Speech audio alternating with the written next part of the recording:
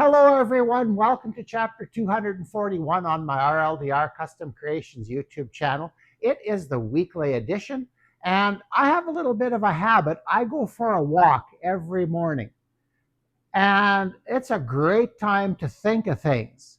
So, during one of these walks last week, I thought of something that I think is pretty cool. So, if you want to see what that was, all you need to do is stay tuned.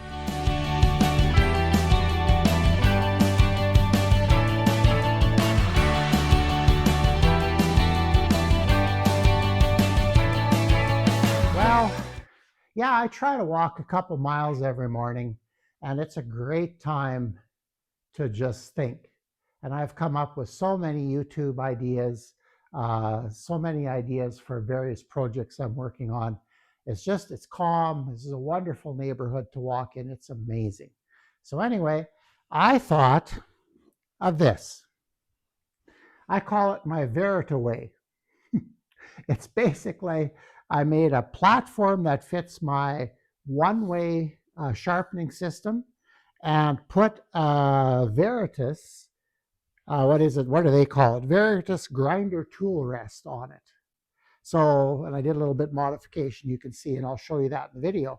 But this works really good, and I think I came about this tool rest when we were still doing the Matisho Memorial. When the person who we named the event after, when he passed away, we started this event and we raised money for the Canadian Cancer Society. And over the years, we ran that thing for 15 years. And over the time that we were doing that, this fellow's wife, they got some of the things that I'm trying not to mention names. I looked at things and it's hard to do this, but I'm just going to call him Bob. But when Bob passed away and they tried to sell all his stuff, some of it remained. And I got a call from his wife one day and said, "Look, are you interested in this?" So, because earlier I had gone and bought his air compressor from her, and which I still use. It's wonderful. But there was a bunch of stuff that she was going to just give me, and I didn't feel good about that. So I said, what about if we put it on a table for silent auction? So this Veritas grinder tool rest, I believe, came from there. I've had it kicking around my shop for quite a few years now. And I always just threw it in a drawer. It was too good to throw out. And I was thinking of setting up yet another grinder to work with this. I already have two 8-inch grinders set up. And I thought, oh, no, not another one. I don't have room for it. I don't really have a need for it. So when I was walking, I came up with this idea. And I'm going to show you how I made this. But and that's what today's chapter is all about. However, before I get into that, I got to clear up a couple things about the last video I shot. First of all, I used names in it, and then I did some reading, of course, after I published the video, and realized that, yeah, I should have had permission for the students' names. And just first names, I found that a little bit restrictive. But nevertheless, I work with great parents. So I contacted them and said, look, I'll take it down if you're not comfortable with it. And they were great. They said, no, just leave it. We're good. So, but anyway, nobody watches my videos, so it doesn't matter that much anyway. The other thing that was missing, and it was a surprise to me when I watched it on the big screen the first time, is there was no music in it. My normal intro wasn't there, and my closing music, it was gone. And I thought for sure I had put it in. And yet, when I went back and even looked at my copy of the video, it wasn't there. So I've had some glitches with software lately, like Clipchamp. It's free, and sometimes it just doesn't work the way it should. So if my channel ever starts paying off, I think we're going to look at some new software, and some with a little bit better editing capabilities. The way I edit is really Bush League. If I should do a video on that one day, the two of you that are watching would just laugh your head off. But anyway, So yeah, this is what I made in this video, and so instead of talking about things, I think I got everything out of the way. There is another announcement, but I'm going to wait till the next video. So anyway, this is what we're making. So let's get to it. Okay, the first step is to make this 2.5 by 2.5 inch square, and I'm using 1/8 inch plate for this. This is just some stuff I had lying around here. So and all I do is take my trusty marker and my trusty square and mark it out. Okay, I had a piece of scrap here, so it had some other holes in it, and I just made it so there were no holes in there. So now we're going to head over to the great outdoors, kind of, and we're going to cut this out with my uh, angle grinder and a cutting disc. Well, it's time to drill some holes. So I've got you zoomed in nice and tight. And I've got this, I really like these parallel clamps for holding things on the drill press. So I'm just going to squirt them with a little bit of cutting fluid. And away we go. By the way, this is a 1/4 inch hole. Okay, one little problem with this thing, and I've figured out a solution for it, is the handles don't always, they hit this. So and I have to move that out of the way. So here we go again.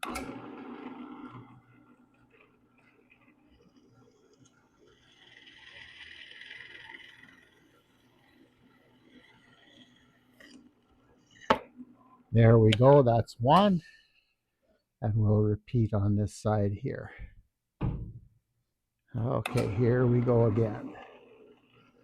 Not sure if you're going to see that, but it's just the drill bit going through steel, that's all. There we go. And I always try to put a sacrificial piece underneath, and that's kept my deck really nice and clean. Okay, so now that I got the holes drilled, I'm going to cut this out. 2, 1, 0. Well, I've got the piece clamped onto my portable workstation here, and I'm going to get ready to cut it off. I already made a couple of etches on it just to make sure everything worked out here. This is garage sale weekend in our community, so that's why I have all this stuff out behind me. So hopefully it's going to sell. But anyway, here we go. We're going to cut, maybe before another customer comes. Well, we have a little bit of a lull in sales here, so I'm going to continue this. And I basically just have 2 sides to cut, so I'm just going to cut a little bit more, but I'll bring you back when the cutting's done.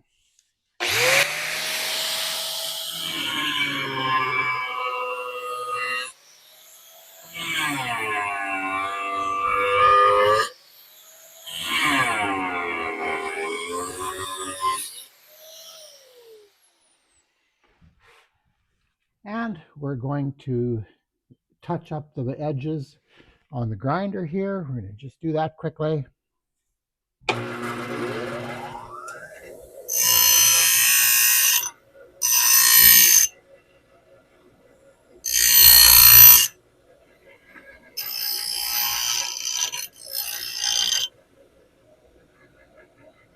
There we do. We'll finish that off now. Okay, well, I ground the edges off and it's nice. Got a nice profile now. And I'm just going to take the 80 grit flap disc and smooth it out a bit more.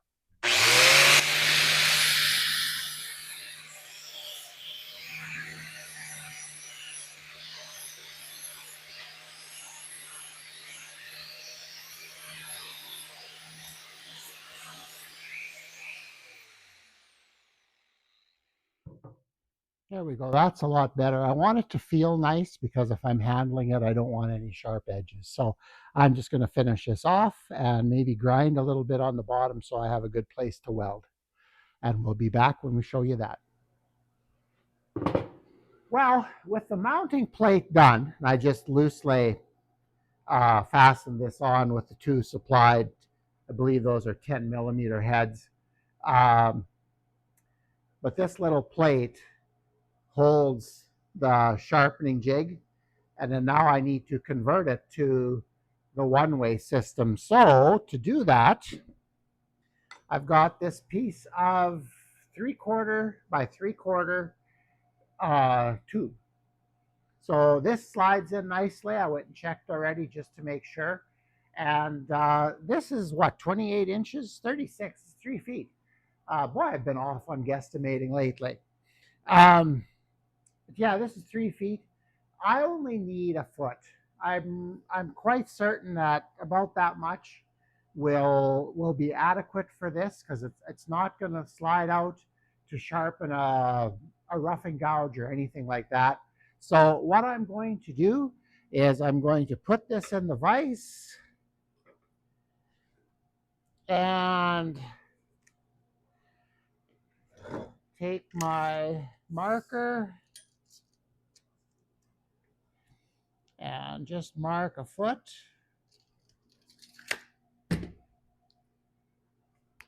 Oh, and I set up the camera wrong to do this. Okay, I'll do this from this side then.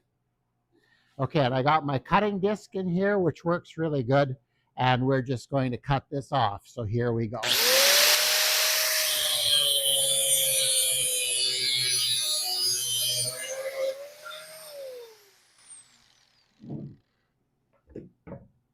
There we go. That's that.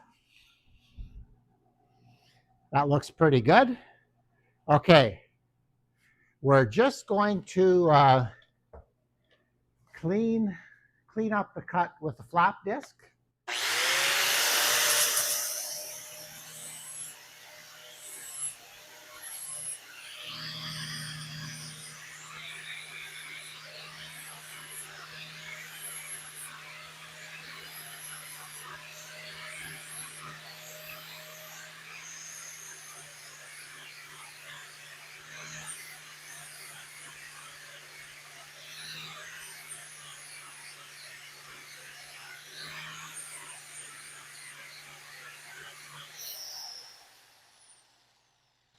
There.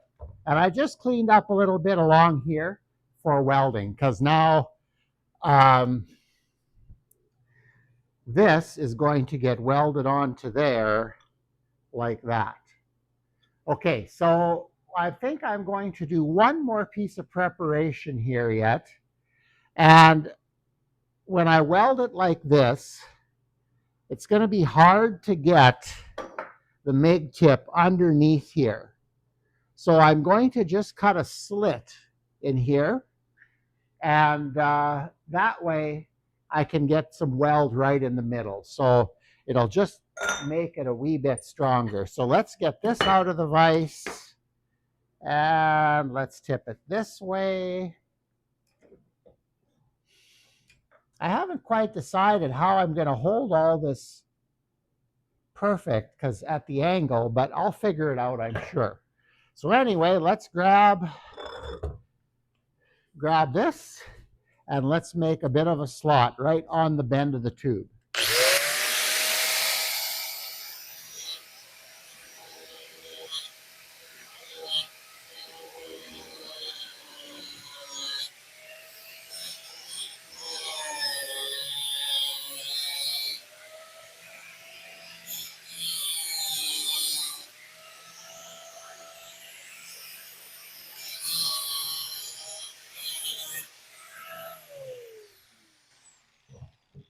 Let's see how that looks. Oops, going the wrong way. Yeah, I think that'll be good. Okay, well, the next thing is I'll need to get the welder out, plug everything in, get the gas set to the right pressure and working pressure. And then maybe with some of my magnets, my welding magnets, I need to get this on there perfect, because it has to line up with everything. So, okay, I will set that up and I will be back. Well, I actually tried this once off camera just to see if it would start. and I had it grounded to the clamp, but I didn't have enough contact. So we'll see how this works. Well, my plan is just to put a little bit of weld right there. Let's see how this works.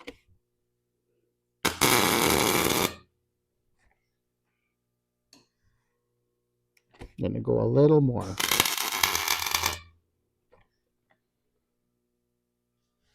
And a little more.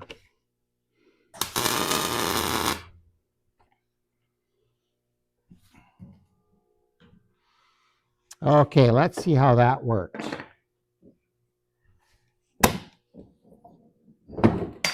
Okay, fall down. Well, I think it looks pretty good. So what I'm going to do now is I'm going to head over to my grinders and put it in and see how it works.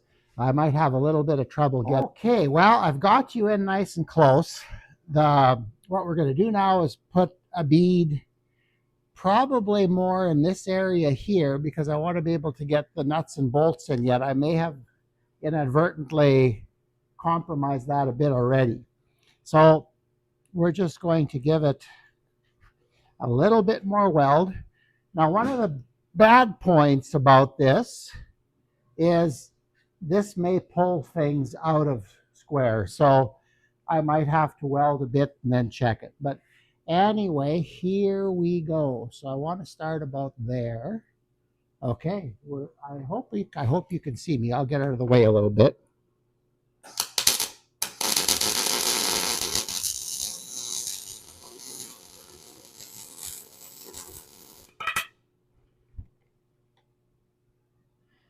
Well, I was concentrating too hard on getting a nice weld, which I really had there. But this is really thin tube, and I just burned through. So I'm going to fix that quickly.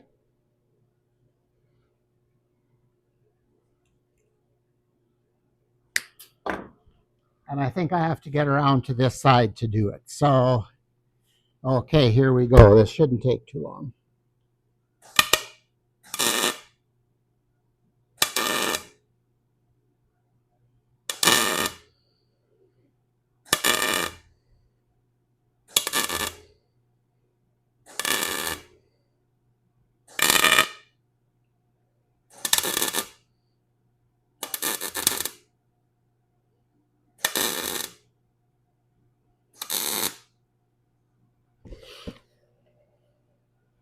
There, I got it. The hole in the tube is fixed. Okay, let's see what we got here. Because I was welding really nicely until I went through, but okay, how does that look? See what I think. Okay, it stayed pretty good. Actually, you know, while I'm at it here, I think it's good enough to weld the other side, so we're going to do that. I have to remember to move a little quicker this time. Okay, in front of you again. Trim the stick out. I can't find my MIG plier here, which works a little better for this, but that works too. Okay, I'm going to start here and go to about there.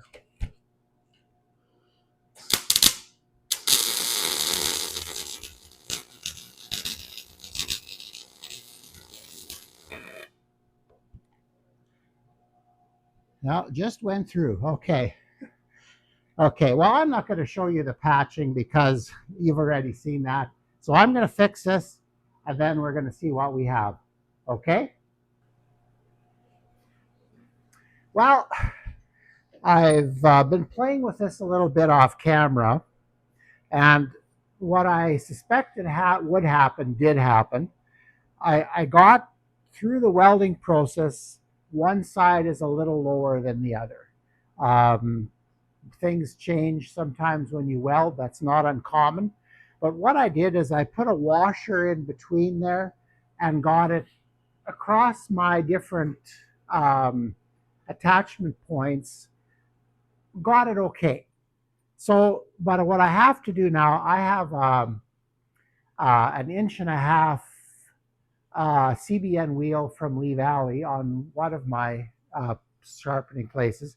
And this only has a gap here for a 1 inch. So I'm going to make this bigger. Now I'm going to use my angle grinder again.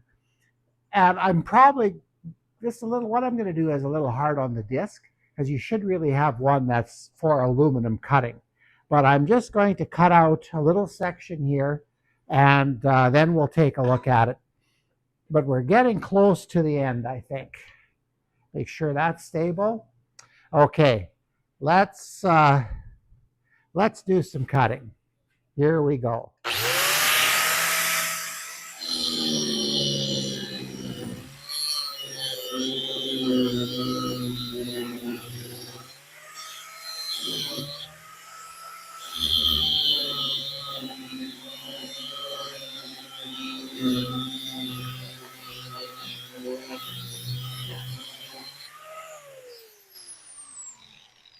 Okay, now I'm going to see if I can get across. I don't really have this isn't really the right tool for it, but I'm going to see what I can do.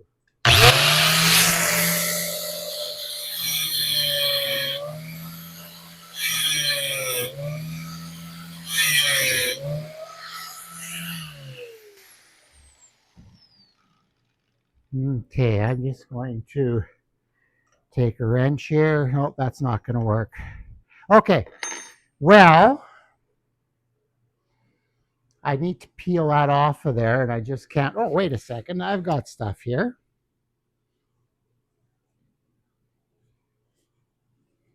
I need to put finger holes in my toolbox things here. The tools are a little hard to get out.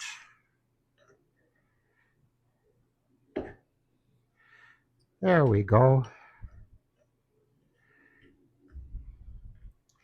Okay, I've got a little bit of file work here to get this done, and I don't think I'm going to bother showing you that, but we'll come back when this is kind of cleaned up a bit, and we'll see what else we can do. Okay, well, a little bit of work with my trusty cutting wheel and a trusty file. I now have, let's see if I can get you a good view of this, like that. So I right now have a 2-inch opening here, which fits on my 1.5-inch wheel perfectly. Is it as good on the 1-inch wheel? No, but I think I've got enough of a platform here. Nope, I'm going to rephrase that. I know I have enough of a platform here to sharpen properly. And there's a little sliding attachment on here, like if I do plane irons and things like that, I can adjust it so that that's going to be right. I think the wisdom behind this is in this adjustability here. I can kind of do what I want with that. And then this is, I'm really impressed with this jig as I've been working on it. Like I've been locking it, and then like I cut with it, just basically these 2 clamps holding it, and you know, fairly aggressively, and it doesn't change. So well, I shouldn't be surprised. It's a Lee Valley product, and I've never bought anything from Lee Valley that's been junk.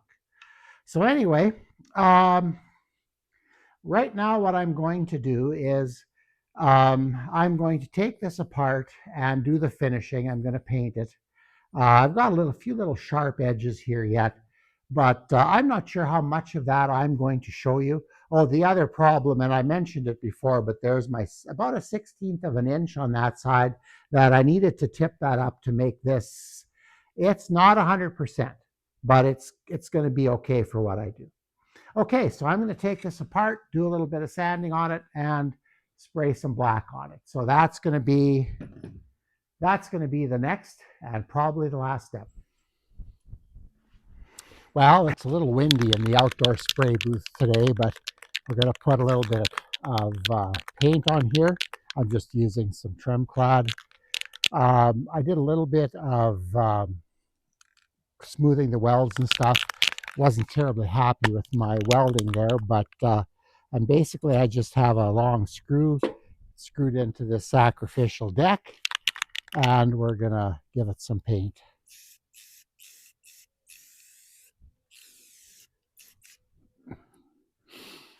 Ah, the smell. Love it.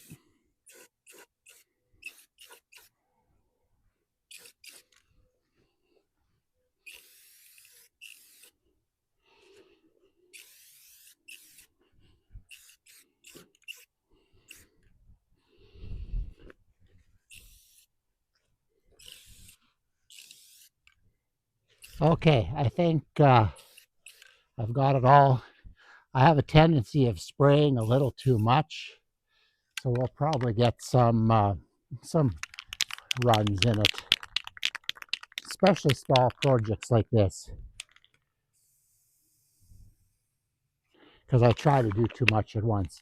Okay, we're going to let this dry. I'll probably come back out and do another coat, but I think you get the drift of this by now, so we'll be back probably when it's assembled.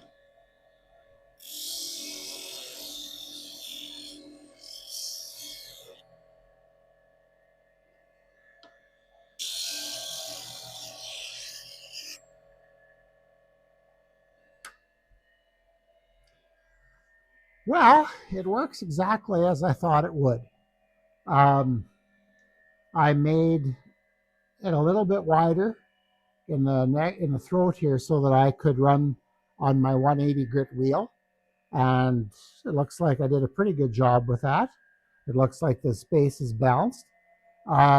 It's a nice sturdy tool support, and it's now working the way it should. So now I can sharpen chisels, and I can go if I want to. If I've got a lot of work on a chisel or plate iron and I want to go to, I think this is a 54 grit wheel, I can just pull it off and do that, go to it. I'm not confined to one wheel with this tool rest.